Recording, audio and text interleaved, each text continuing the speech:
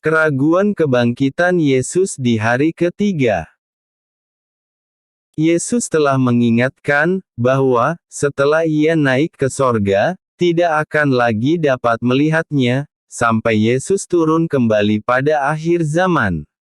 Yesus berkata, "Akan kebenaran, karena Aku pergi kepada Bapa, dan kamu tidak melihat Aku lagi." Yohanes 16:10. Murid-murid bertanya. Ketika Yesus duduk di atas Bukit Zaitun, datanglah murid-muridnya kepadanya, untuk bercakap-cakap sendirian dengan Dia. Kata mereka, "Katakanlah kepada kami, bila manakah itu akan terjadi dan apakah tanda kedatangan-Mu dan tanda kesudahan dunia?"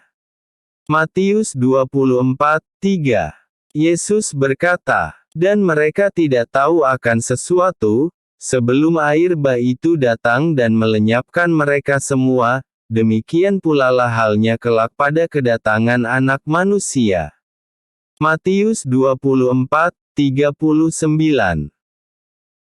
Kontradiktif antar Injil Matius, Markus dan Yohanes, tentang kebangkitan Yesus dari kubur, di hari ketiga. Versi Injil Matius. Yesus bertemu murid-muridnya di Bukit Galilea, tetapi beberapa murid ragu akan penampakan Yesus. Dan ke-11 murid itu berangkat ke Galilea, ke bukit yang telah ditunjukkan Yesus kepada mereka. Matius 28:16. Ketika melihat Dia, mereka menyembahnya, tetapi beberapa orang ragu-ragu. Matius 28:17. Yesus mendekati mereka dan berkata, "Kepadaku telah diberikan segala kuasa di sorga dan di bumi." Matius 28:18. Karena itu pergilah, jadikanlah semua bangsa muridku, dan baptislah mereka dalam nama Bapa dan Anak dan Roh Kudus. Matius 28:19. Dan ajarlah mereka melakukan segala sesuatu yang telah kuperintahkan kepadamu. Dan ketahuilah, Aku menyertai kamu senantiasa, sampai kepada akhir zaman. Matius 28:20. Versi Injil Markus. Yesus mendatangi murid-muridnya, ketika mereka sedang makan, akibat ketidakpercayaan mereka akan kebangkitan Yesus. Akhirnya Ia menampakkan diri kepada ke-11 orang itu, ketika mereka sedang makan, dan Ia mencela ketidakpercayaan dan kedegilan hati mereka, oleh karena mereka tidak percaya kepada orang-orang yang telah melihat Dia, sesudah kebangkitannya. Markus 16:14. Siapa yang percaya dan dibaptis akan diselamatkan, tetapi siapa yang tidak percaya akan dihukum. Markus 16:16.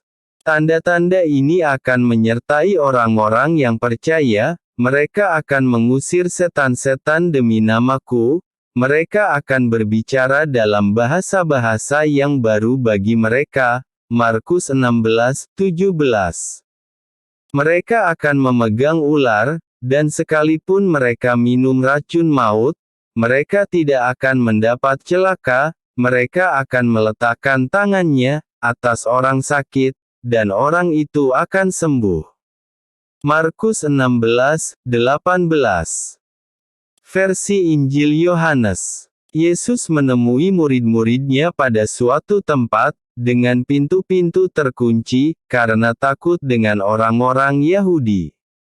Ketika hari sudah malam, pada hari pertama minggu itu, berkumpullah murid-murid Yesus di suatu tempat, dengan pintu-pintu yang terkunci, karena mereka takut kepada orang-orang Yahudi. Pada waktu itu datanglah Yesus dan berdiri di tengah-tengah mereka, dan berkata, "Damai sejahtera bagi kamu." Yohanes 20:19. Maka kata Yesus sekali lagi, "Damai sejahtera bagi kamu. Sama seperti Bapa mengutus aku, demikian juga sekarang aku mengutus kamu. Yohanes 20:21. Dan sesudah berkata demikian, ia mengembusi mereka dan berkata, terimalah Roh Kudus. Yohanes 20:22.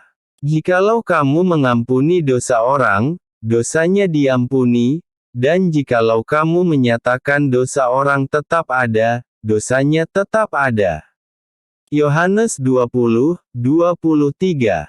Pada Injil Yohanes, juga disebutkan hanya 10 murid yang datang ke tempat pertemuan tersebut, karena salah satu murid Yesus yang bernama Thomas tidak hadir. Tetapi Thomas, seorang dari ke-12 murid itu, yang disebut Didimus, tidak ada bersama-sama mereka ketika Yesus datang ke situ. Yohanes 20:24.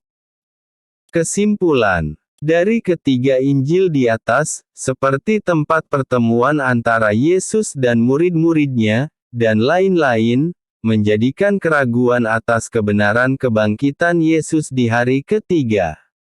Bagi yang percaya akan kebangkitan Yesus, maka perlu diuji kebenarannya, karena menurut ketiga Injil tersebut sebagai berikut.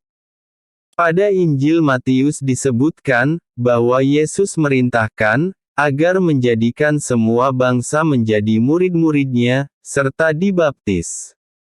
Pada Injil Markus disebutkan, bahwa bagi yang percaya kebangkitan Yesus akan diselamatkan, dan yang tidak percaya akan dihukum.